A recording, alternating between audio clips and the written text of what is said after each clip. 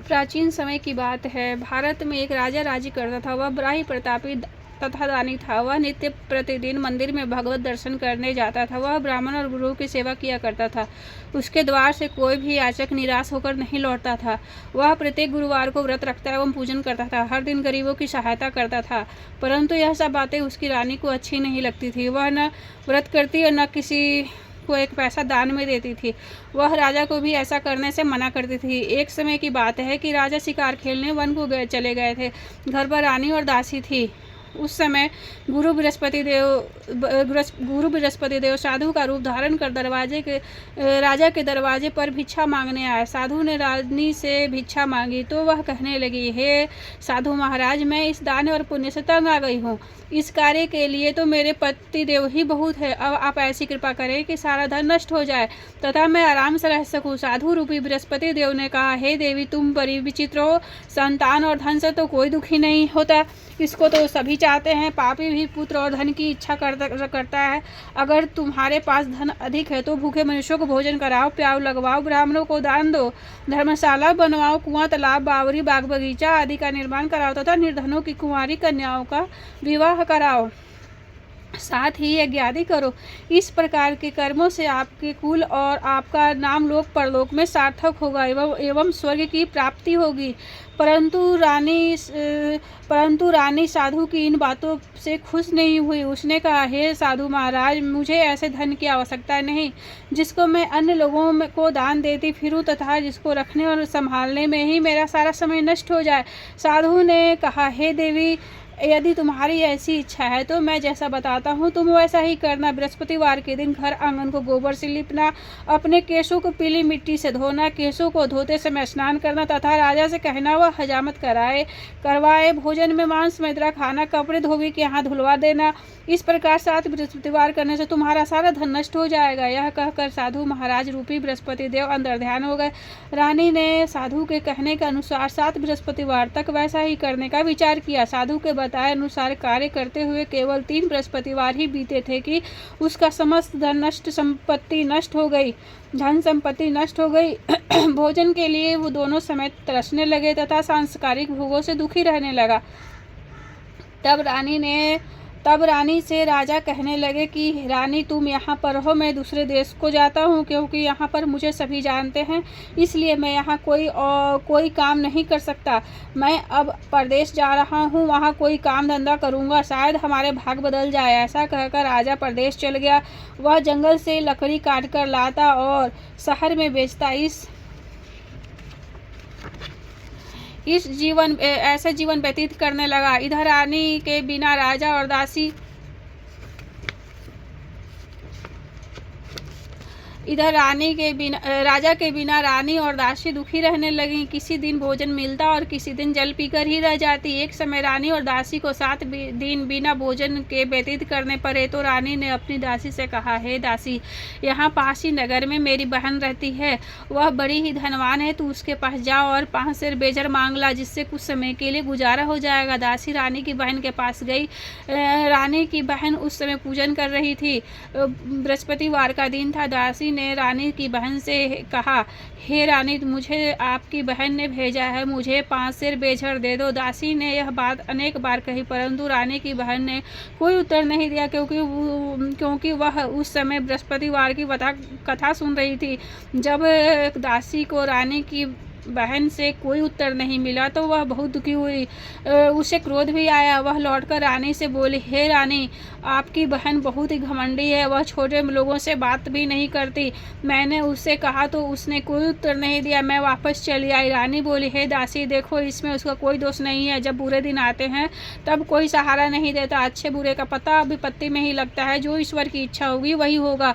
यह सब हमारे भाग्य का दोष है। उधर रानी की बहन ने सोचा कि मेरी बहन की दासी आई थी, परंतु मैं उससे नहीं बोली। इससे वह बहुत दुखी हुई होगी। अतः कथा सुन और विष्णु भगवान का पूजन समाप्त कर वह अपनी बहन के घर आई और कहने लगी, हे बहन, मैं बृहस्पतिवार का व्रत कर रही थी। तुम्हारी दासी हमारे घर गई थी, परंतु जब तक कथा होती है तब तक हम लोग न उठते हैं न बोलते हैं, इसलिए मैं नहीं बोली। कहो दासी क्यों गई थी? रानी बोली, बहन, हमारे घर अनाज नहीं था। वैसे तुमसे बात कोई छुपी नहीं है, यह इस कारण मैंने दासी को तुम्हारे 5 शेर बेझर के लिए भेजा था।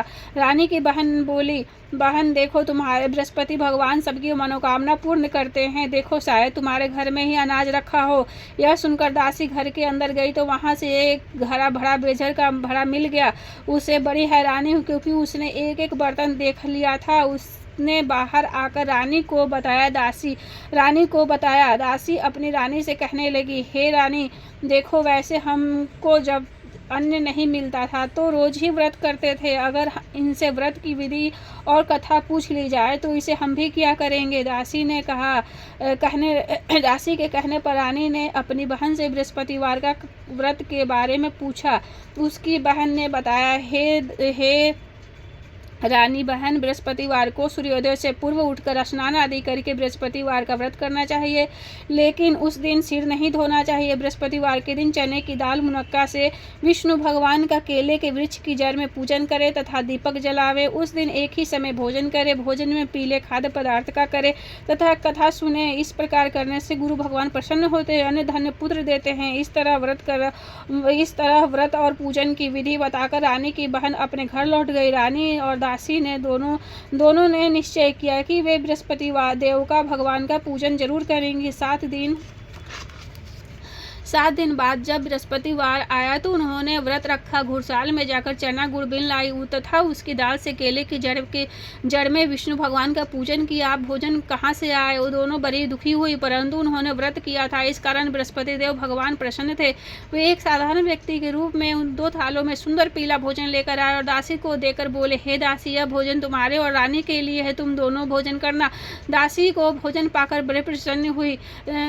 रानी से बोली, रानी जी, भोजन कर लो। रानी को भोजन के बारे में कुछ पता नहीं था, इसलिए वह दासी से बोली, जा तू ही भोजन कर, क्यों तू हमारी व्यर्थ में हंसी उड़ाती है? दासी बोली, एक व्यक्ति अभी भोजन दे गया है। रानी कहने लगी, वह भोजन तेरे लिए ही दे गया होगा, तू ही भोजन कर। दासी ने कहा, वह भोजन हम दोनों के लिए 2 थालों में सुंदर भोजन दे गया है, इसलिए मैं और आप दोनों साथ में ही भोजन करेंगी। फिर दोनों ने गुरु भगवान को नमस्कार कर भोजन प्रारंभ किया। उसके बाद से वे प्रत्येक बृहस्पतिवार को गुरु भगवान का व्रत और पूजन करने लगी। बृहस्पति भगवान की कृपा से उनके पास धन हो गया, परंतु फिर रानी पहले की तरह आलस्य करने लगी। तब दासी बोली, देखो रानी, तुम पहले भी इसी प्रकार आलस्य करती थी, तुम्हें धन रखने में कष्ट होता था, इस कारण सभी धन नष्ट हो गया। अब गुरु भगवान की कृपा से धन मिला है तो तुम्हें पहले तो फिर तुम्हें आलस्य होता है। बड़ी मुसीबतों के बाद हमने यह धन पाया है, इसलिए हमें दान पुण्य करना चाहिए।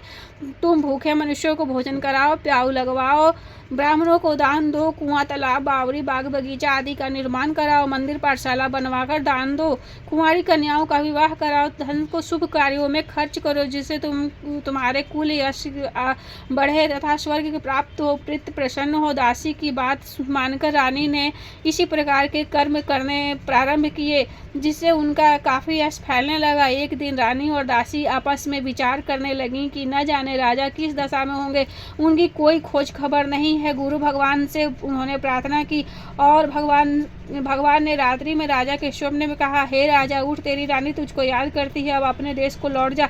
राजा प्रातःकाल उठकर जंगल से लकड़ियां काटकर लाने के लिए जंगल की ओर चल पड़ा। जंगल से गुजरते हुए वह सोचने लगा कि रानी की गलती से कितने दुख भोगने पड़े। राजपाट छोड़कर उसे जंगल में आकर रहना पड़ा। तो जंगल में लकड़ियां काटकर उन्हें बेचकर गुजारा करना पड़ा। उसी समय जंगल में बृहस्पति देव एक साधु का रूप धारण कर आए और राजा के पास आकर बोले, हे लकड़हारे, तुम इस सुनसान जंगल में किस चिंता में बैठे हो, मुझे बताओ। यह सुनकर राजा के नेत्रों में जल भर आया और साधु की वंदना कर बोला, हे प्रभु, आप सब कुछ जानने वाले हैं। इतना कहकर राजा ने अपनी संपूर्ण कहानी सुना दी।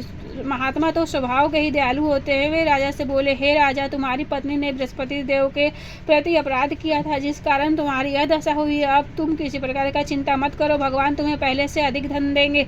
देखो, तुम्हारी पत्नी ने बृहस्पतिवार का व्रत प्रारंभ कर दिया है। अब तुम बृहस्पतिवार का व्रत करके चने की दाल व गुड़ और जल के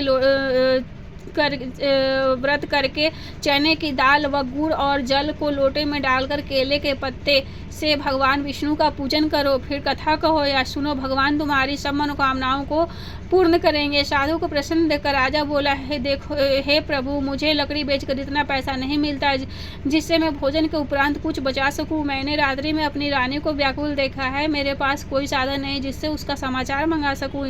फिर मैं बृहस्पतिवार की कौन सी कहानी कहूँ या सुनूं, मुझको तो कुछ भी मालूम नहीं है। साधु ने कहा, हे राजा, तुम किसी बात का चिंता मत करो। बृहस्पतिवार के दिन तुम रोजाना की तरह लकड़ियां लेकर शहर को जाओ। तुम्हें रोज से दुगना धन प्राप्त होगा जिससे तुम भली भांति भोजन कर लोगे तथा बृहस्पतिवार की पूजा का सामान भी आ जाएगा। बृहस्पतिवार की कथा इस प्रकार है। प्राचीन काल में एक बहुत ही निर्धन ब्राह्मण था। उसकी कोई भी संतान नहीं था। वह नित्य पूजा पाठ करता, परंतु उसकी स्त्री बहुत मलिनता के साथ रहती थी। वह न स्नान करती और न किसी देवता का पूजन करती थी। प्रातः काल उठते ही सर्वप्रथम भोजन करती थी, बाद में कोई अन्य कार्य करती थी। ब्राह्मण देवता बहुत दुखी रहते थे।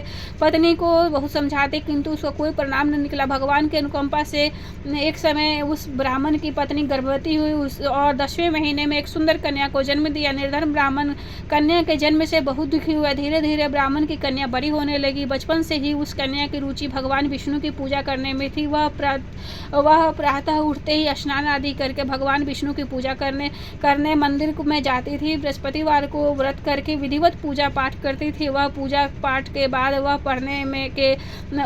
पढ़ने के लिए पाठशाला में जाती। घर से चलते हुए मुट्ठी भर जौ साथ लेकर जाती थी और पाठशाला के रास्ते में थोड़े थोड़े जौ गिराते जाती थी। जब वह पाठशाला से घर लौटती तो जौ सोने के दाने में बदले हुए मिलते। लड़की सभी सोने के दाने को बीन लाती थी। एक दिन जब वह सोने के दानों को साफ कर रही थी तो उसकी माँ ने कहा, बेटी, सोने के दानों को साफ करने के लिए सोने का सूप होना चाहिए। अगले दिन बृहस्पतिवार था। उसने भगवान बृहस्पति देव से पूजा पाठ करते हुए प्रार्थना की है कि हे भगवान, यदि मैंने आपका विधिवत व्रत किया हो तो मुझे सोने का सूप दो। भगवान बृहस्पति देव ने उसकी मनोकामना पूरी करने का वचन दिया। पाठशाला से लौटते समय उसे रास्ते में सोने का सूप पड़ा हुआ मिला। घर लौटकर सोने का सूप अपनी माँ को दिखाकर वह सोने के दाने साफ करने लगी। उसी समय नगर का राजकुमार उसके घर के पास से गुजरा। उस सुंदर लड़की को सोने के सूप से जौ साफ देखकर राजकुमार उस पर मोहित हो गया। महल से लौटकर राजकुमार ने राजा से उस लड़की से विवाह करने की इच्छा प्रकट की तो राजा ने ब्राह्मण को महल में बुलाकर राजकुमार से उस लड़की का विवाह करने की बात कही। ब्राह्मण और तैयार हो गया। धूमधाम से उस लड़की का विवाह राजकुमार से के साथ हो गया। दुल्हन बनकर ब्राह्मण की लड़की महल में चली गई। लड़की के घर चले जाने से ब्राह्मण फिर निर्धन हो गया। उसे कई दिन भोजन नहीं मिलता।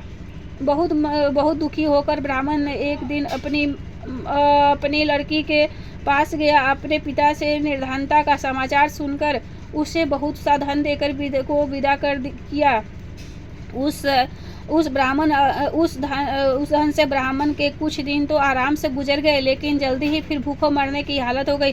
ब्राह्मण अपनी लड़की से धन लेने के लिए फिर महल में पहुंचा। लड़की ने पिता की बुरी हालत देखकर वह कहा, पिताजी, आखिर आप कब तक मुझसे धन लेकर जीवन यापन करेंगे? आप कोई ऐसा उपाय क्यों नहीं करते जिससे आपका घर धन संपत्ति से भर जाए।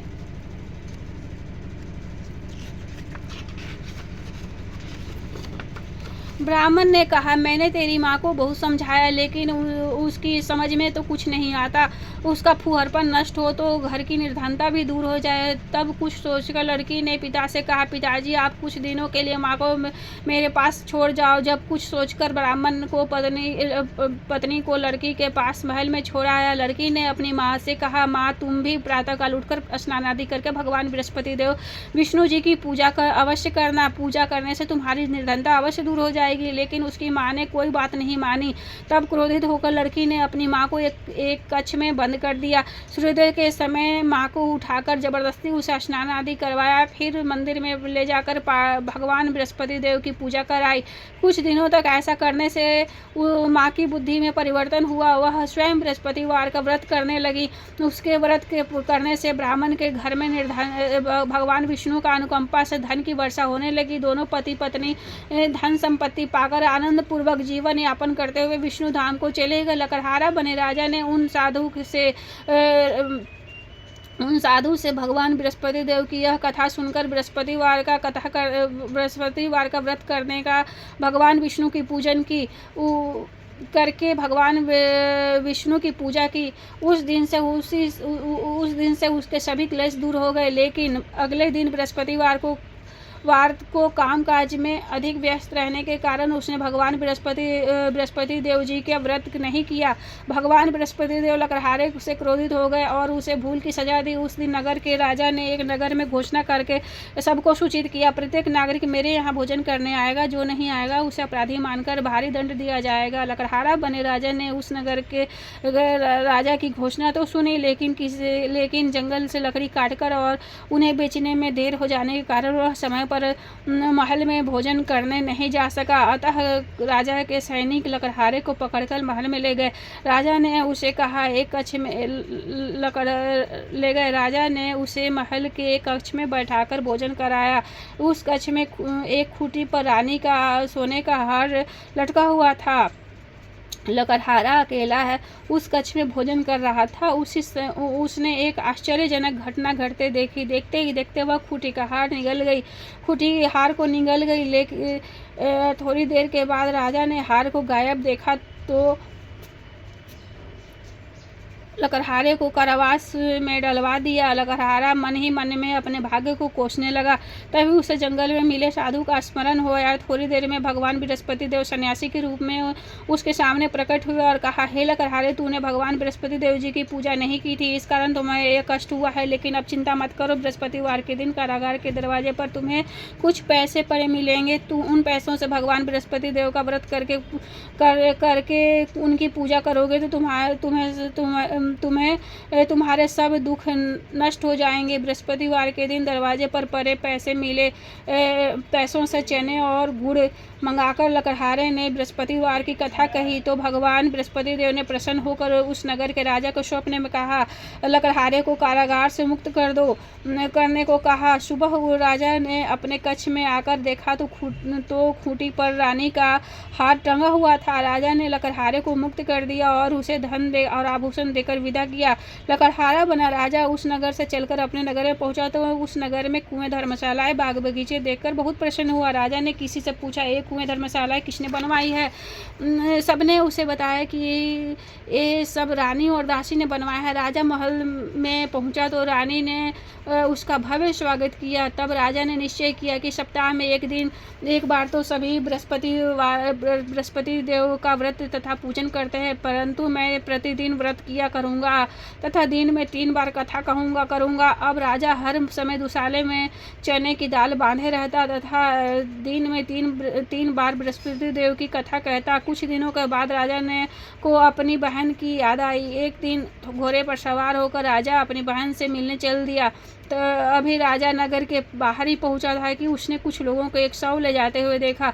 राजा को स्मरण हो आई कि आज उसने किसी को बृहस्पतिवार की कथा नहीं सुनाई है। राजा ने उन लोगों को रोककर कहा, भाइयों, आप शव को ले जाने से पहले मुझसे मेरी बृहस्पतिवार की कथा सुन लो। राजा ने उस पर लोगों ने राजा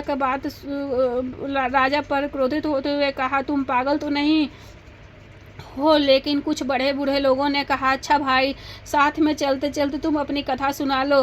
राजा ने चलते हुए आधी कथा सुनाई ही थी कि शव हिलने लगा। राजा की पूरी कथा सुनते ही शव उठकर बैठ गया। लोगों ने हैरानी तले दांतों तले उंगली दबाई और अगले बृहस्पतिवार से भगवान बृहस्पति देव का व्रत करने तथा वह कथा सुनने का निश्चय कर लिया। अब घोड़े पर सवार राजा चलते हुए एक किसान के पास पहुंचा। किसान ने अपने खेत में हल चला रहा था। राजा ने कहा, अरे भाई, मुझसे बृहस्पतिवार की कथा सुन लो। किसान झुंझलाकर बोला, अरे भाई, देख नहीं रहे, जितनी देर में तुम्हारी कथा सुनूंगा उतनी देर में मैं पूरे खेत में हल चला लूँगा। राजा निराश होकर चलने लगा। तभी किसान के बैल लड़खड़ा खाकर जमीन पर गिर पड़े। किसान के पेट में भी जोड़ों के दर्द होने लगा। तब किसान की पत्नी खाना लेकर आई तो उसने किसान से इस बारे में पूछा। किसान ने घुड़सवार की पूरी कहानी सुनाई। किसान की पत्नी दौड़ती हुई राजा के पास पहुंचकर हाथ जोड़कर बोली, भैया मैं तुम्हारी कथा सुनने को तैयार हूँ। राजा ने उसके साथ खेत पर पहुंचकर बृहस्पतिवार की कथा सुनाई। तभी बैल उठकर खड़े हो गए। किसान के पेट का दर्द भी तुरंत ठीक हो गया। राजा अपनी बहन के घर पहुंचा तो बहन ने खूब हाव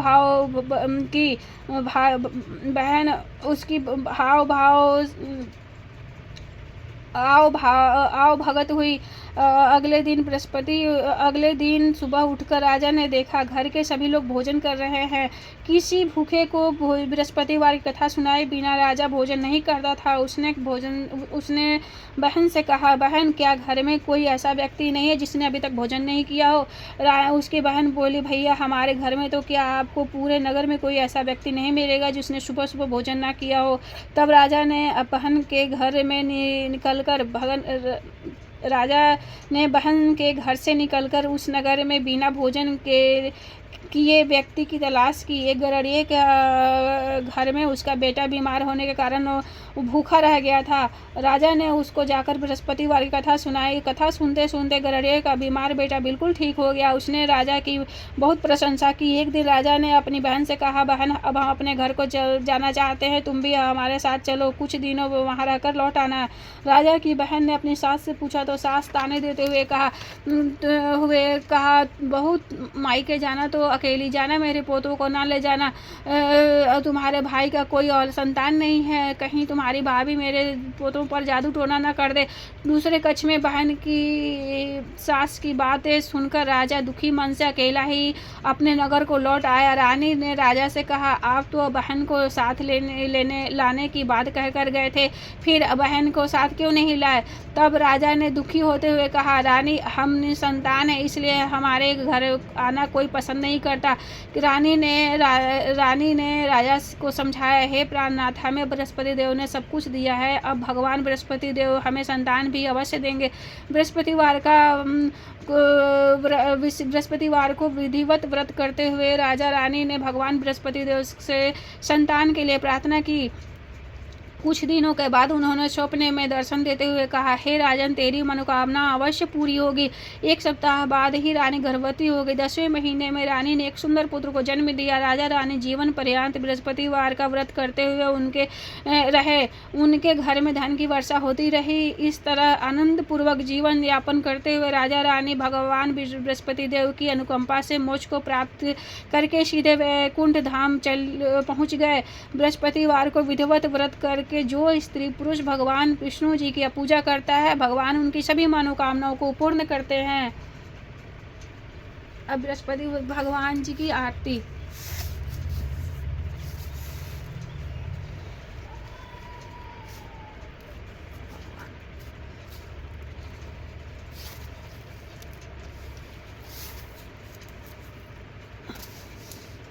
जय बृहस्पति देवा, जय बृहस्पति देवा, ओम जय बृहस्पति देवा। छिन छिन भोग लगाऊं कदली फल मेवा, ओम जय बृहस्पति देवा। तुम पूरन परमात्मा, तुम अंतर्यामी, जगत पिता जगदीश्वर, जगत पिता जगदीश्वर, तुम सबके स्वामी। ओम जय बृहस्पति देवा। चरणामृत निज निर्मल, सब पातक हरता, सकल मनोरथ दायक, सकल मनोरथ दायक, कृपा करो भरता। ओम जय बृहस्पति देवा। तन मन धन अर्पण कर जो शरण परे, प्रभु प्रकट तब हो कर आकर द्वार खरे। दीन दयाल दयानिधि भक्त हितकारी, पाप दोष सब हरता, भव बंधन हारी। ओम जय बृहस्पति देवा। सकल मनोरथ दायक सब संशय हारी। विषय विकार मिटाओ, विषय विकार मिटाओ, विकार मिटाओ, संतन सुखकारी। ओम जय बृहस्पति देवा, जो कोई आरती तेरी प्रेम सहित गावे। ज्येष्ठानंद आनंद सो निश्चय पावे। ओम जय बृहस्पति देवा, जय बृहस्पति देवा। जय हो विष्णु भगवान की जय, बृहस्पति भगवान की जय हो, माँ लक्ष्मी की जय हो। इसी तरह से दोस्तों कथा समाप्त होती है।